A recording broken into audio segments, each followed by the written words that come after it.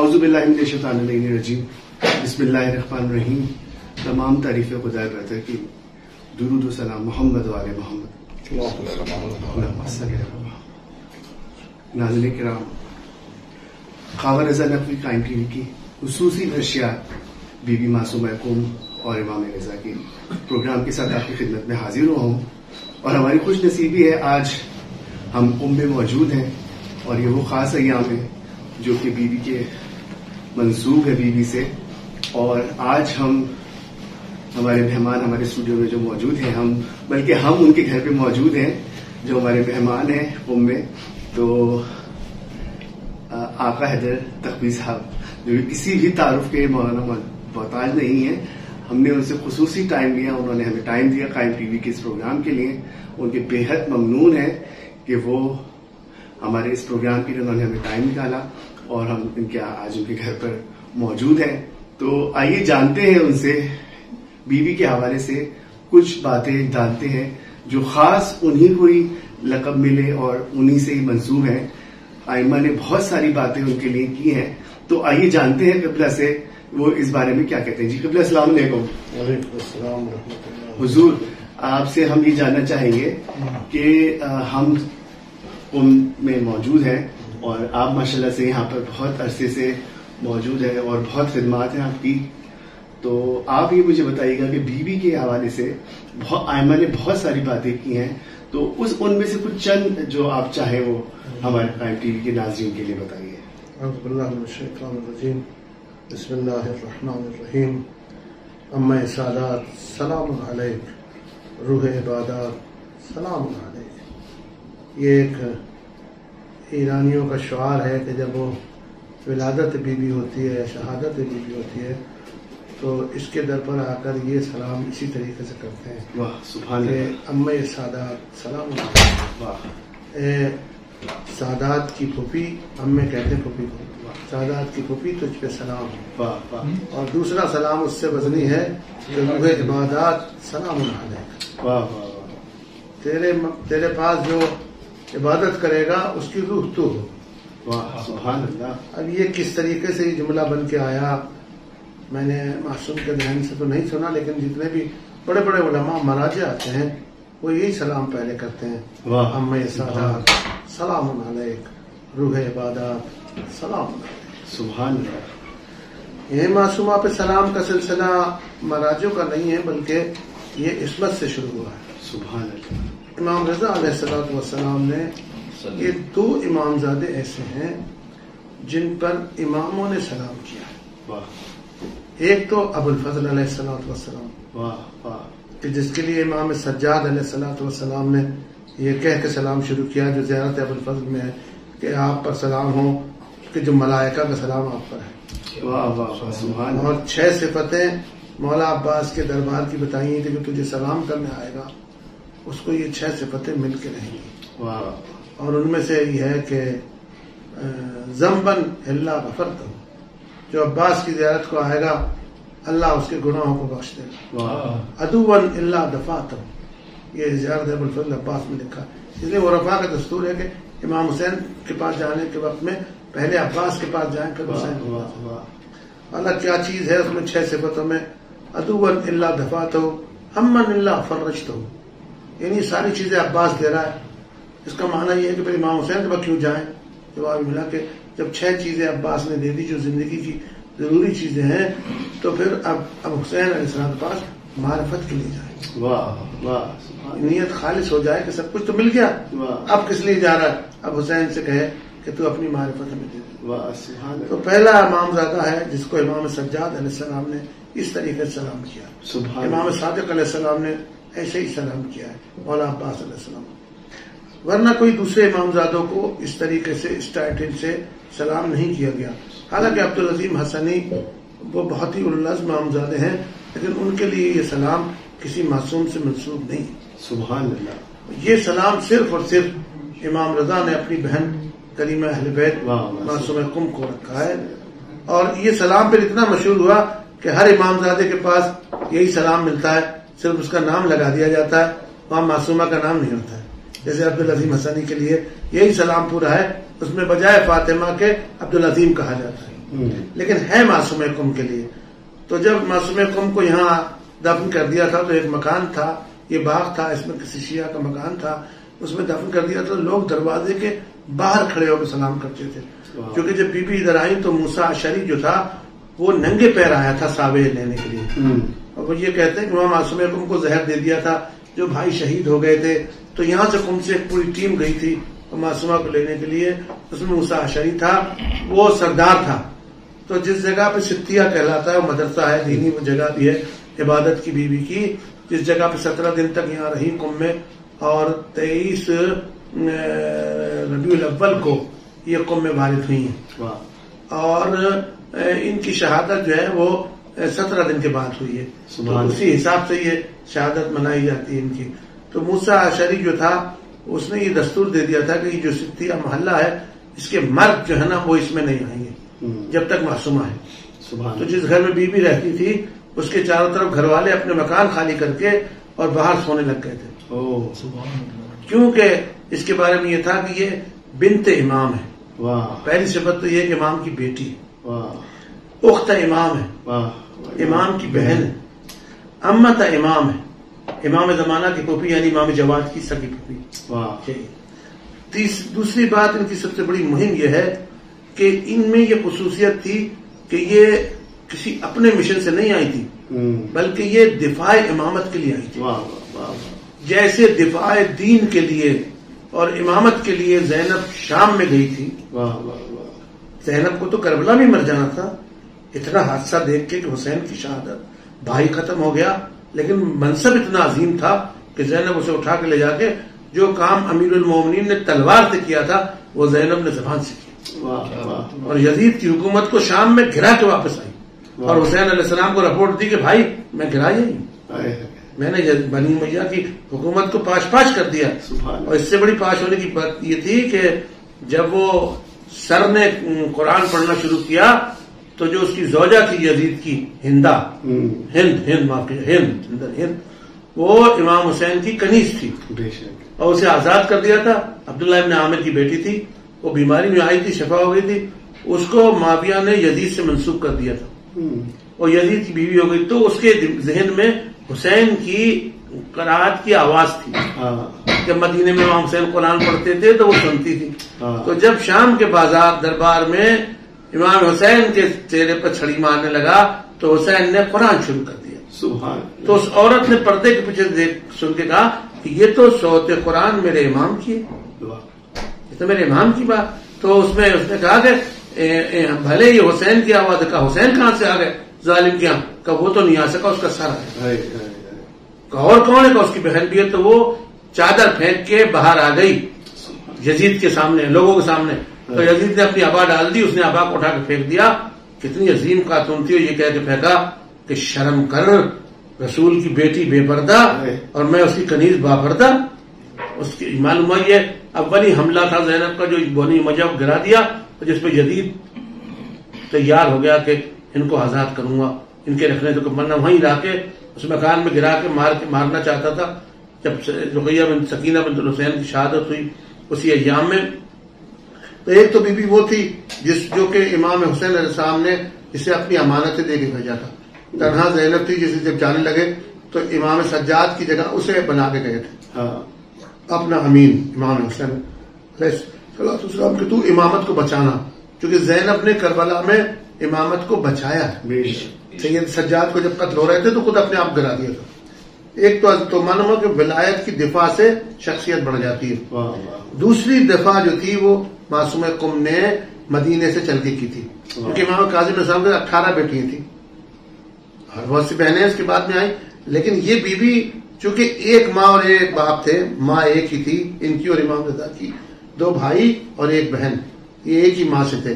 ایک امام زادہ ان کا بھائی ان کا حسن ہے، وہ مہران بارڈر پہ ہے، اس کی بہت بڑی بارگاہ ہے. اور ایک امام رضا اور ایک معصوم قم. لیکن معصوم قم اور امام رضا یقینی ہے کہ دونوں ایک ہی ماں سے تھے، اس لیے امام رضا اس کا بڑا احترام کرتے تھے. جب مدینے میں اس کو دیکھتے تھے تو کہتے تھے انتا معصوم ہے. ان کا نام معصومہ نہیں ہے، ان کا نام فاطمہ ہے، فاطمہ ہے. لیکن معصومہ اس لیے کہتے تھے کہ امام رضا نے کہا تو معصوم ہے، تیرے پاس کوئی معصیت ہی نہیں، تو عصمت میں. جب امام رضا وہاں سے نکلنے لگے تو پہلی بیوی تھی جو بے ہوش ہو گئی تھی. امام رضا پھر آئے دوبارہ سننے لگے، اور یہ ظاہر ہے کہ پھر امام رضا نے 2 سال تک قید میں رہ کے، مامون رشید کی قید ہی تھی بڑا سا، ان کو خط لکھا تھا معصومہ قم کو. آنے کا ریزن یہ تھا کہ معصومہ قم ہم تو نہیں آ سکتے، یعنی یہ بتایا تھا کہ میں تو اسیر ہوں، مجھے نہیں آنے دینا معلوم، اور اسی بنا پر اس نے زہر جلدی دے دیا کہ جا رہا ہے، البتہ تم ان سے ملنے کے لیے آ جاؤ. تو اس نے اعلان کیا تھا کہ میں رضا سے ملنے کے لیے جا رہی ہوں. ادھر سے مامون رشید نے یہ اعلان کر دیا تھا کہ یہ بادشاہ ہو گئے، وزیر ہو گئے، جانشین ہو گئے، میرے جانشین ہو گئے، اب عیش و عشرت کی زندگی بسر کر رہے ہیں. معصومہ نے اعلان کرا دیا. پہلی عورت تھی جو اکیلی نکلی، زینب حسین کے ساتھ آئی ہے، بے شک، لیکن یہ بی بی اکیلی، بھائی تھے ظاہر ہے، لیکن کاروان تھا. لیکن وہ جو حسین کی بات ہے وہ دوسروں کی بات تھوڑی ہو سکتی. یہ آئی بی بی اور نکل کے وہاں سے آئی، اور یہ کہتی ہوئی آئی کہ میرے بھائی کا ظالم کا کوئی تعلق نہیں ہے، یعنی دفاع امامت میں آئی. اور بادشاہ اتنا گھبرا گیا تھا خلیفہ وقت کہ اس نے انہیں رستے میں زہر دلوا دیا. تو وہاں سے یہ صحابے میں ایک جگہ ہے، وہاں بڑی بے قرار تھی، تو موسیٰ اشعری کاروان کے ساتھ گیا اور ان کو لے کے آیا، کچھ دن یہاں استراحت کریں، پھر اس کے بعد مشہد جائیں، کیونکہ صحابے سے مشہد کا رستہ نکلتا تھا. ان کو ادھر لایا قم میں، چونکہ ان کے پاس وصیت تھی، ان کے باپ کی کو نصیحت تھی کہ تم قم چلی جانا، میرے شیعہ ہیں، تم وہاں آباد ہوگی. ظاہر بغیر مقدمے کے تو نہیں آ سکتی نا. یہ آئیں اور 17 دن تک یہاں بیمار رہی. اب اکیلی تھی بیوی، عورتیں پرستار تھی، لیکن سب سے بڑی بات یہ تھی کہ کتنا ہی کیوں نہ ہو کوئی قبر میں اتارنے والا محرم ہو. عورت کے لیے سب سے بڑی شرط ہے. تو جب ان کی شہادت ہو گئی اور ان کے غسل و کفن دے دیا تو وہ یہ قادر نامی شخص تھا، اس کو لایا گیا کہ تو بوڑھا ہے، تو بیوی کو اتار دے. وہ بڑا زاہد تھا. تبھی وہ قبر کے پاس معصومہ کی میت رکھی تھی کہ قادر قبر میں اترنے والا تھا. دیکھا کہ 2 شخص جن کے چہروں پہ نقاب پڑی ہوئی تھی، اور انہوں نے آگے کہا کہ ٹھہر جاؤ. لوگ حیرت ہو گئے، ٹھہر گئے دونوں شخصوں کے سامنے، اور بی بی دو عالم کو ان دونوں نے، ایک نے دیا اور ایک نے لیا، دونوں نے قبر میں اتار دیا. اب ظاہر ہے کہ معصوم قم پہ میرا سلام ہو الی یوم القیامہ. ایک بات تو بی بی نے یہ ثابت کی کہ میں اپنے بھائی کی دفاع کے لیے جا رہا ہوں. دوسری یہ ثابت کی کہ امام رضا کی قول کو تصدیق کیا کہ امام رضا نے فرمایا جو میری زیارت کو آئے گا میں اس کی زیارت کو آؤں گا مرتے وقت قبر میں. تو معصومہ نے کہا دیکھو ایسے آتے ہیں، چونکہ پہلی زبان ہے امام رضا کی، ابھی امام رضا کی شہادت نہیں ہوئی تھی، زندگی میں زیارت کرنے جو آئی ہے وہ معصوم قم، اور ابھی تک زیارت اس کی جاری ہے، تنہا بی بی ہے. یہ تو زیارت پہ آئی تھی نا، اسے بٹھا لیا اپنے پاس. اب یہ پہلے امام آئیں گے تو میں سمجھتا ہوں یہ زیارت کرنے جائے گی، اس کا کاروان جاری ہے. یہ ابھی زیارت نہیں پہنچ سکی نا، امام آئے تھے اس کے پاس، یہ تو ابھی امام تک نہیں پہنچ سکی نا. اس لیے اس بی بی کو یہاں بڑے احترام سے موسیٰ اشعری نے عورتوں کا پہرا کروا کے، اور وہ 2 جو نورانی صورتیں آئی تھی انہوں نے قبر میں اتار کے، یہ ہول ہو گئی تھی لوگوں پر کہ یہ قبر اتنی محترم ہے کہ اس میں اس کی طرف کوئی جا نہیں سکتا.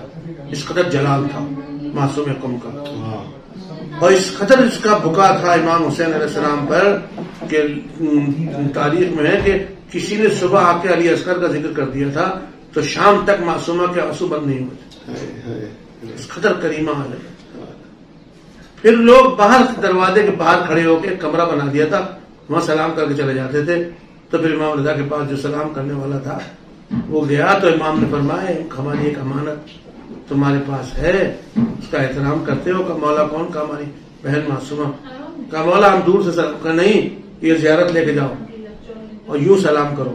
اس وقت میں امام رضا نے اپنے قلم سے جو زیارتیں قلم سے لکھی گئی ہیں معصوم کے، ان میں سے ایک زیارت جامع ہے، معصوم نے اپنے قلم سے لکھی، امام ہادی علیہ السلام.